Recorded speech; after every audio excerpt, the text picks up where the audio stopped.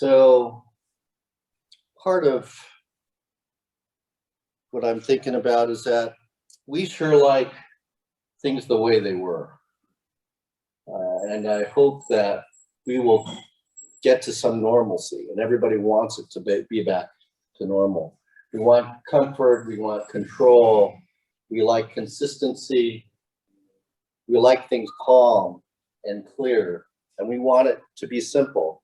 It should be easy, and we want it to be the same. We don't want change.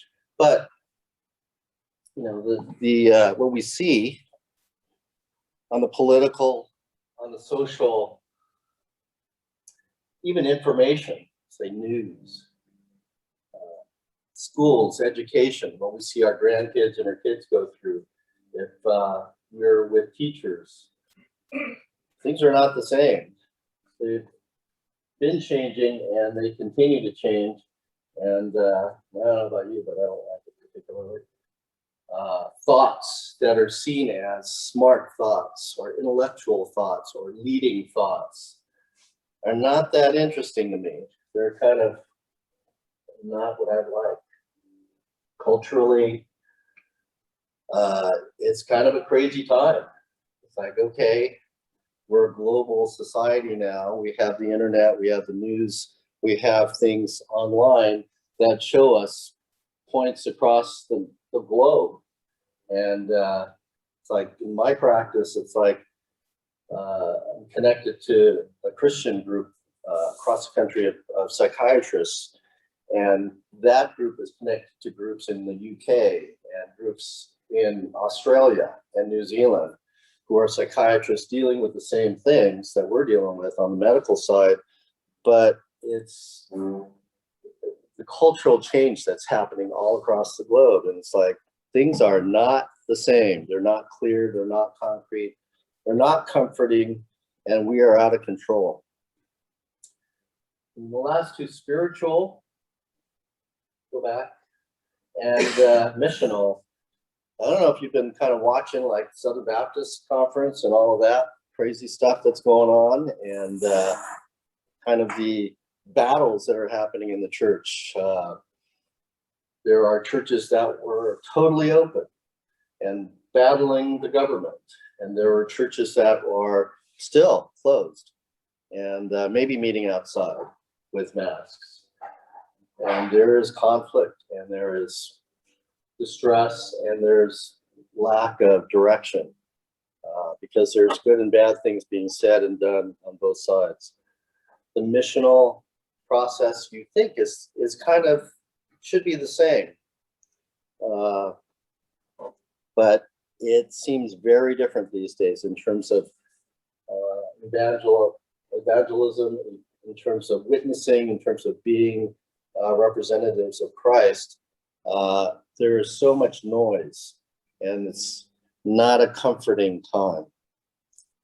So there's a lot to process, and seeing people after, patient after patient all day long, everybody's trying to do this, trying to figure it out. And most people are trying to push it back. They're trying to say, okay, we're done. We're moving forward and we're going ahead. But most people that I talk to, either who are kind of in administrative or leadership roles, they're very much convinced that it's not going to go back. We're different. It's all different now. Next slide. Politics, and this started before the pandemic. The past few years, it's sort of okay. It's conservatives, it's Trump, it's the Republicans versus the Democrats, but it has kind of unleashed the past few years. And the confrontations, the conflict, the division, it just started progressing. And so there is no word of how to reconcile, how do you negotiate, how do you bring people together. It's we want ours and we are right. When you talk to people, I don't know if you've had an extended conversation, if you're able to sit for a while, you kind of realize that people have totally different perspectives. And, you know, we never used to talk about politics and religion at the dinner table. And now it's like you talk about it before you get to the dinner table, if you get to the dinner table. And you realize that everybody's got a very different perspective. And sometimes they're 180 degrees to what we thought. And this has been one of the toughest parts of the past 2 or 3 years, is that people that we thought we knew are totally different than what we thought. It's like, where are you coming from?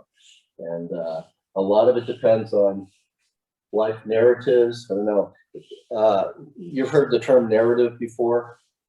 So it's kind of the life story. It's kind of how you put everything together. And that depends on who raised you and where you came from, what the family was like, and what your experience has been. Have you been through the military? Have you been through trauma? Have you been through growing up in South Central or some of the projects in Chicago?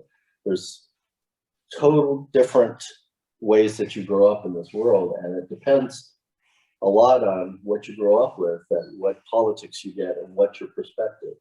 So the scope of time and place, Mark was talking about, the generations have compacted, and it's now like 15 years for each generation. It's like things are moving very fast and things change very fast. Timelines of life, meanings of life, like how long do you think you'll live? A lot of the younger people don't plan on that.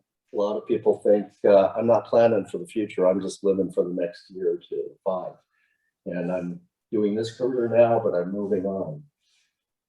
Life meanings, now we see it's really important. If you have a timeline of now till I die versus now to eternity. It's like it makes a big difference where you live and what you think is life and what the meaning of life is. Cognitive bias is a great concept because it sort of tells you that everybody's got different ways of thinking and different perspectives. And boy, we've seen huge differences in the past couple of years. Next slide. Okay, in the process of this, in the past 2 years, we've been dealing with this global pandemic. And anybody been through the 1919 pandemic? It's like, that was actually a big one. And a lot of the population died in that one. Looking over the numbers of pandemics that are recorded in history is about 300 that we've got information on. And one of the worst ones was in about 6th century. And it was kind of one of the first ones of the bubonic plague, the precursor. Like 50 million people died.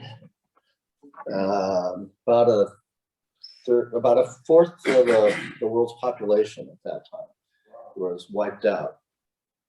So comparing that to this one, currently we're about 4 million almost that have died. So we're in the scope of time. This one is relatively mild. There was, in that plague, it's like so many things, battles were happening, wars stopped because of that plague. There was a revival, and there was this huge influx of decisions to become Christians at that time because it was so apocalyptic. People thought the world was ending, and they were grabbing for a foothold. And so throughout all these pandemics, kind of looking at it, wars begin, wars end. Some regimes get taken over by other countries. The Russia-China thing now, nothing new. But these things are huge in terms of changing the course of history and changing society. So when we think about it, okay, it's getting quieter, the numbers are great.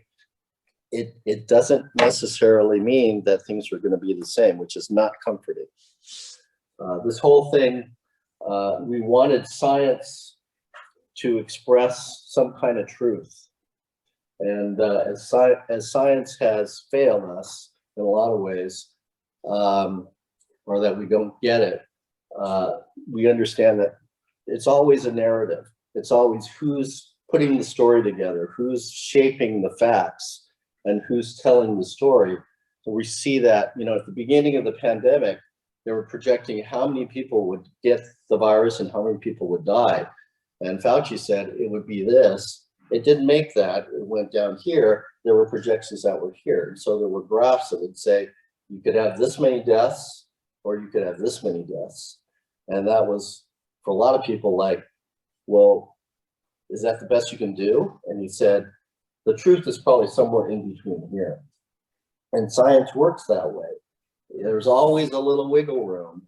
There's very often no specific, clear reality that we can see. And a lot of it is narrative. And that's kind of where the spiritual comes in. Okay, culturally, this has been another huge, like, have you ever been through this? I mean, if you've been through the 60s, you've had some of it. But being in Southern California, when I was growing up, it was the Chicanos versus the football players. And I was saved. I mean, it was like there were stabbings, there were guns, a little bit, where I grew up in Upland, which is pretty white bread. And I was like the only, there were one Asian in my class. There were two Asians in the high school of 600 or 700. I was saved because there was a guy in my upper grades who was an Okamoto, totally not related to me, but he was badass. He was like cool. He was a brown belt in karate, and he had a chopper and long hair. So somehow they thought, oh, it's got the same name. So they protected me. And that was like, thank you, God. It's like, and we were friends. I mean, he was kind of like, I was a little buddy for him, but and he was really cool, but he kind of protected me from all the chaos. Nowadays, it's a lot more serious. It's a lot more intense. And because of all the social, political divisions and all these narratives coming around, now there's all the racial issues coming up, which the more you get into it, my kids have taught me a lot. I don't know if you've had that experience where, okay, I thought I had things figured out and okay, this is the way it should be. And so my kids now are smarter than me, for sure. They've got better brains. My wife did good things for them. And they are like amazing. The oldest went to Torrey and she was very involved. She would memorize Shakespeare and all of that. She went off because she got tired of the Anglo kind of cultural perspective. She went off to University of London and got a master's in comparative literature of Oriental and African studies. So this is a place in London where I don't really want to be politically incorrect, but it's kind of where terrorists get trained in some ways. It's like, she's like in the hotbed of extreme liberalism. My kids are, thank God, all believers, and they're very strong believers, but they're really smart and they can kind of talk your ear off and blast you away. It's like, they're pretty intimidating, and sitting down with them and kind of getting the information that they've got, realizing that their narrative is totally different. And can that be a good thing? It's like, they seem way off base to me because they didn't live what I lived, and they didn't deal with things the way I dealt with things. but thinking about their timelines and where they're going, they have to deal with this culture. These are their people, and they are connecting to people who are in the universities, and they're all working with nonprofit folks. So they're very liberal, and they're very connecting of different ways of thinking. So I can see why they seem so off base, but in the big picture, they're believers, and they are trying to reconcile some of this crazy thought, because not all of the argument is extreme and offensive. These populations of, let's say, AAPI fighting, Blacks fighting, Indigenous peoples. I was part of an article that was requesting or demanding reparations for cultures with climate change problems. It's like, okay, I hope I'm kind of not part of that, but it's like, it's really gone to the extremes.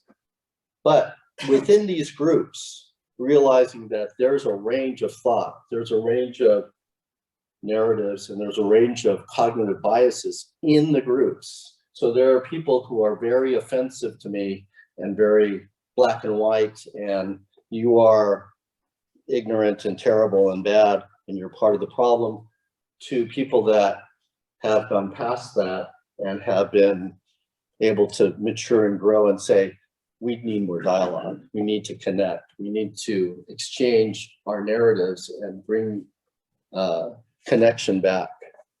A couple months ago, we went to Atlanta for some mental health stuff, and in the process, we were able to go visit again the Martin Luther King Center. And what they did in the South in the 60s was totally different from what they're doing now, in my perspective, because Christ is still the center. And without that message of reconciliation and restoration, it's a totally different message. So the different levels, different layers of arguments that you'll get in different groups shows the diversity, and people that I see, let's say from the Black culture and the Indigenous peoples culture and the Asian cultures, they are actively kind of in conflict with some of the other people in their groups. So keep remembering that these groups have different narratives within the groups. It's not the same story. And there's different reasons. There's different sociological theories, developmentally, psychologically. There's different character growth patterns and narratives for people. People are immature or mature depending on their history, where they grew up, their biology, what they're capable of, mental illness, drugs, and trauma. It's sort of all mixed in there. And there are people with all kinds of different, even horrible narratives that are extremely advanced and mature and want restoration and reconciliation, but their voices get drowned out by the narrative of the press. So it's sort of don't see where you can make inroads until you start talking and participating. So my kids brought me to these three resources on the bottom of the screen. This is like a New York Times bestseller of last year. How to Be an Anti-Racist by Ibram Kendi. He's an author and a history professor, I believe. And his perspective is, if you get past the anger and the conflict, there is the acknowledgement that we all have to battle our racist and anti-racist impulses, and there is a need to kind of bring the realities together and connect. Unsettling Truths. Mark Charles is a Navajo, I think Dutch author in the church, and then Sung Shan Ra is he's a theologian in the church, and the two of them talk about how it's called the doctrine of destiny, how Constantine in the 300 we all kind of have thought that he was a great guy making Christianity the national religion. Well, from then on, it starts to become politicized, and that there is a political justification for Christ to rape and pillage different cultures. And so there's the point that that historical process of having Christ and a Christian nation, having a king and a political leader as a religious leader has never been God's favorite thing. And that's where things kind of go off the rails a little bit. They're reading these things, it's not particularly easy because they're a little more kind of a little more aggressive in their points. So they're a little black and white because they have an agenda and they have a narrative to push. But the information historically is very helpful to see the background of their narrative and to take that in and to see that as part of reality and history, something I never was exposed to before. So it's kind of the same thing with the internment for the Japanese Americans. It's like I was really pissed off in junior high school because my dad wouldn't help me with my Eagle Scout projects and stuff. So I felt cheated that I wasn't going to be able to go farther. And now as an adult thinking, well, he wasn't a Boy Scout. He was in camp. He was incarcerated. He was dealing with that. So I have a lot of grace for him and understanding that he did the best he could, but it was, it's not all about me. So case for reparations. I thought this was the most helpful article. This was a few years back by Ta-Nehisi Coates in the Atlantic, which once in a while, they have a really helpful article. They're generally a really liberal magazine and they say terrible, I just throw most of them away, but once in a while they come out with an article that's historic, and this is historic. So it talks about all the economic and social injustices over the years of how systematically Blacks were kind of kept down on the economic and political scale. So I just a lot of information I had never been exposed to. So that was somewhat helpful. So next slide. This is the most discouraging, sad part of this whole perspective, is that the church is not immune to this divisiveness and these conflicts and the differences in narratives. There's just as much black and white and we are right, you are wrong. And in some cases, you are ungodly and we are godly, being said the past few months. And this whole thing about which Bible interpretation is right, which definition for salvation is right. There's intra-church conflicts. People leave the church. Intra-church conflicts of we're going to the other church because we just cannot stand dealing with your policy on masks, or interdenominational conflicts that are just really bad right now. So what is the truth that we can settle on, and what is the narrative, and what really is our own cognitive biases that lead us to say that separation and conflict and it's like rejection and it's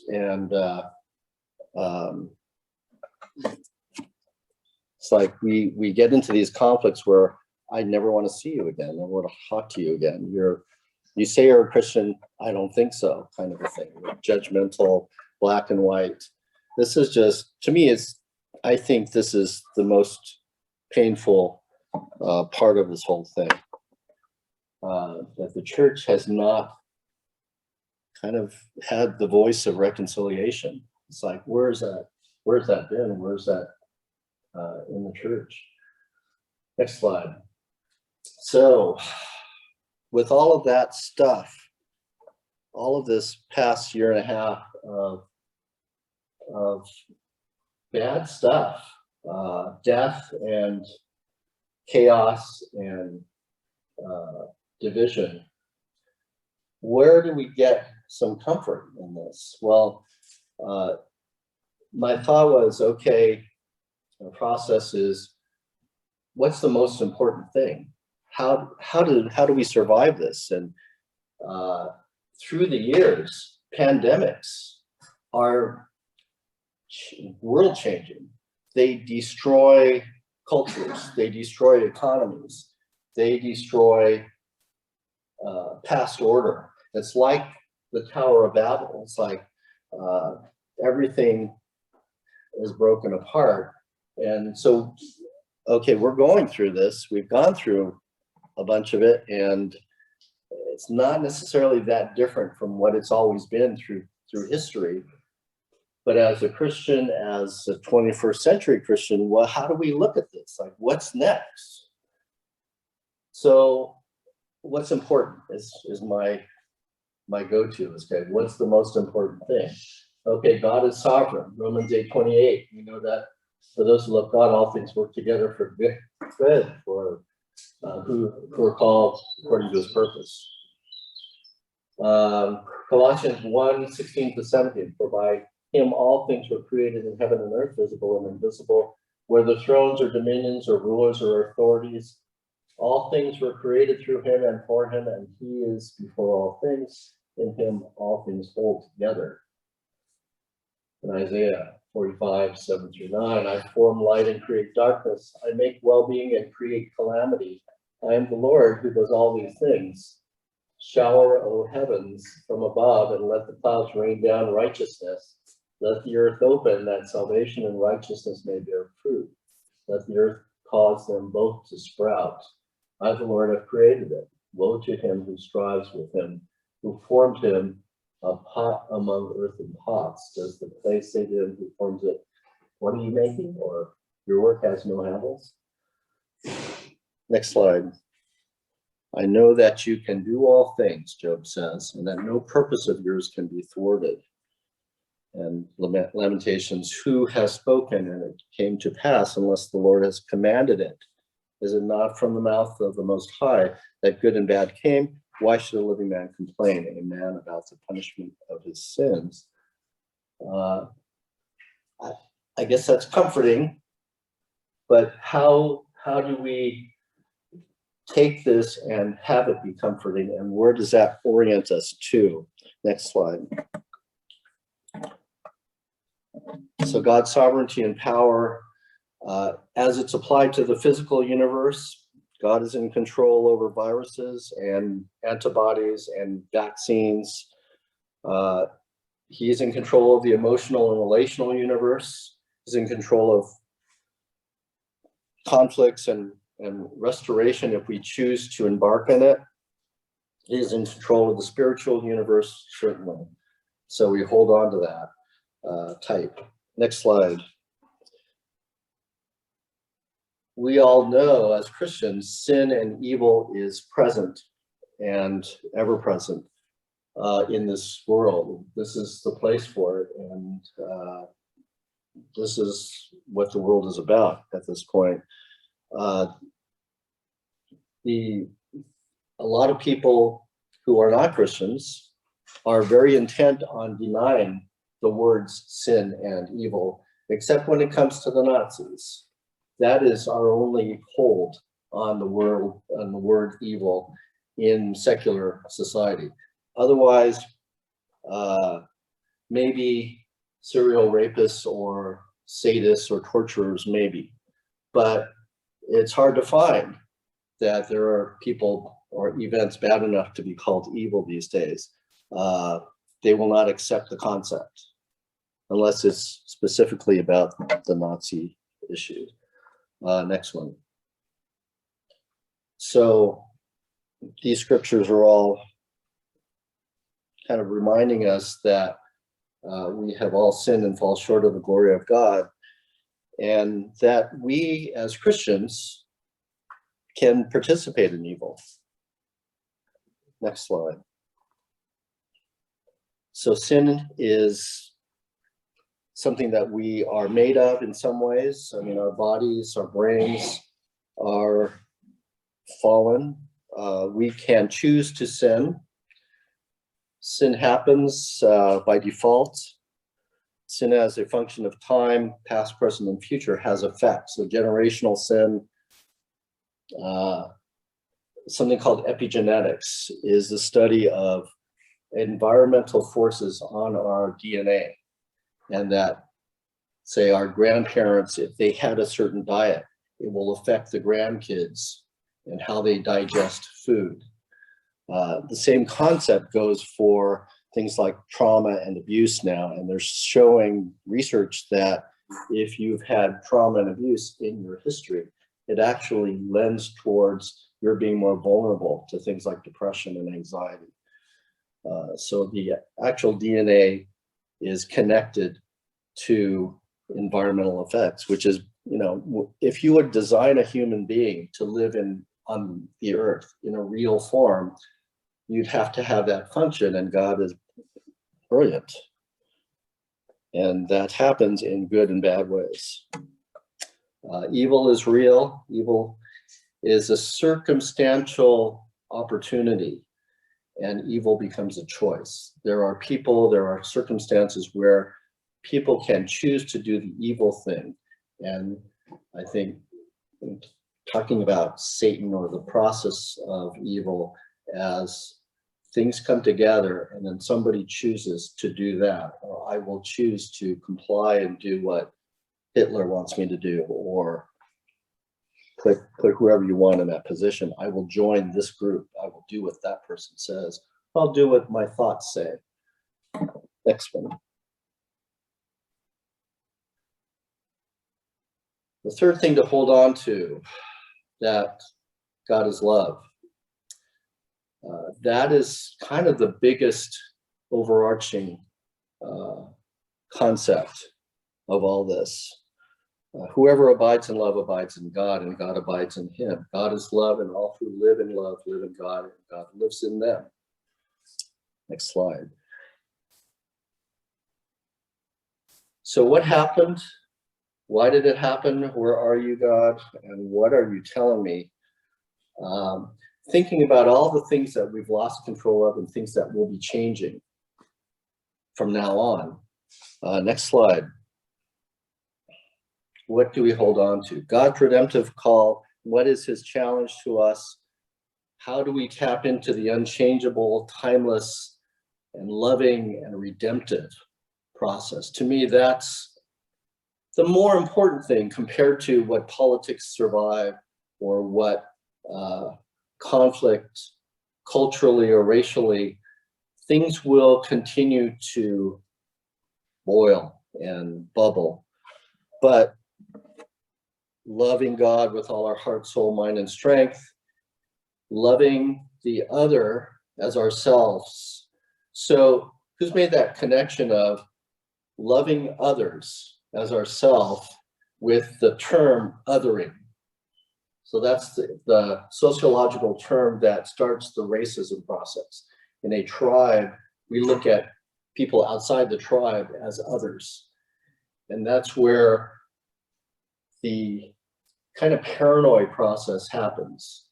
To organize the tribe, we think of them as bad and us as good. And that's what, let's say, a very primitive psychological process like a 2-year-old does. They project, they become paranoid, and they're fearful of that out there.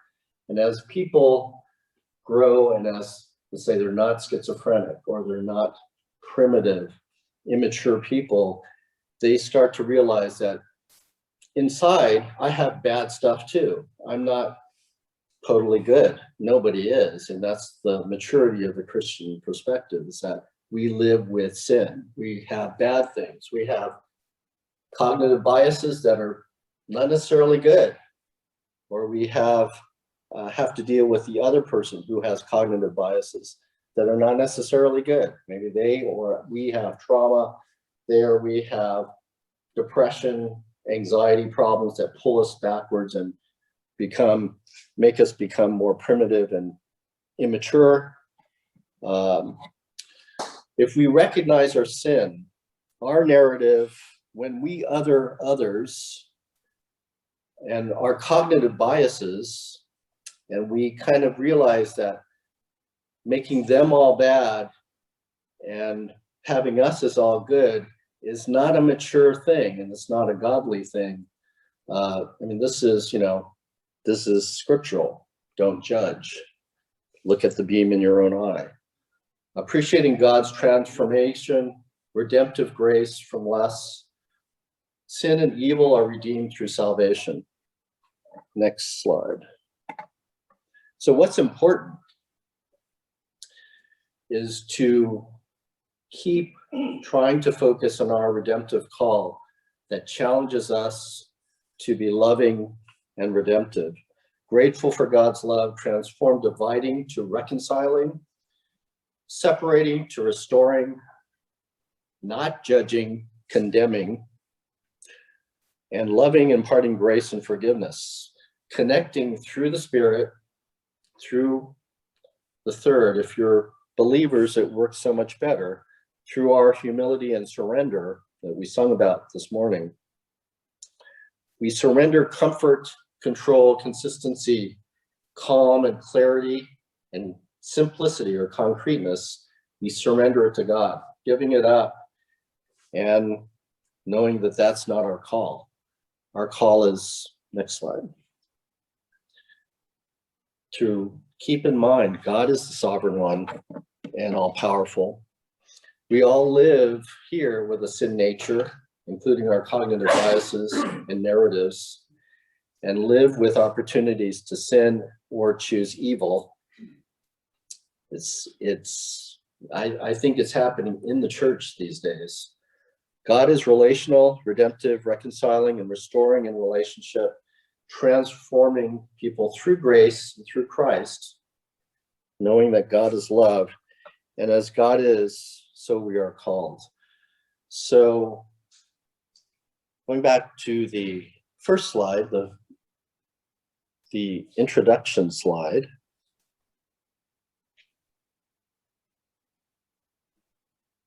What happened, God? Well, if we can look at it, it's, a pandemic is like, nobody goes through that hardly. It's like, okay, the last one was like in 1919. So who else has been around that's gone through this? Well, nobody really. We're it. It's new. It's like something totally out of the box. And we were thinking we were pretty good. We had the internet, we had, online banking, and we could do travel around the globe whenever we wanted to. And we were pretty comfortable, sort of. The church, mega churches in Southern California, it's like, well, we're just tooling along here. This is great. But, God's in control. So what happened? We had a pandemic. Also, the progression of postmodernism and scientism and all of this loss of structure and opposition to traditional values, but really God, without the advice or the counsel of wise teachers, kind of has led the culture and what we held sacred and dear in the United States. It's like progressively deteriorated, and we've kind of lost a lot of it. And so why did it happen? Maybe because we were relying on it too much. Who knows? Who speaks for God? It's like, well, it happens. And what is the good thing we take away from it? Where are you, God, who's here? What are you telling me, God? Well, I think God is telling us the same thing He's always told us, that this is not about politics or health or reparations. It's about salvation. And how do we represent God where people are attracted to what we have? It's the same thing we always are charged with. And it's a little more clear because there's nothing else left. We only have relationships. And to listen to other stories, and there are the other groups where there are people who want people to listen or want dialogue and want discussion. And that's where truth happens. That's where the Spirit works. And I think that's a little more focused of what we do next, because everything else is changeable, and we are probably to hold that very loosely. But when it comes to me and you, and me and the unsaved, the message is still the same. Okay. That's it.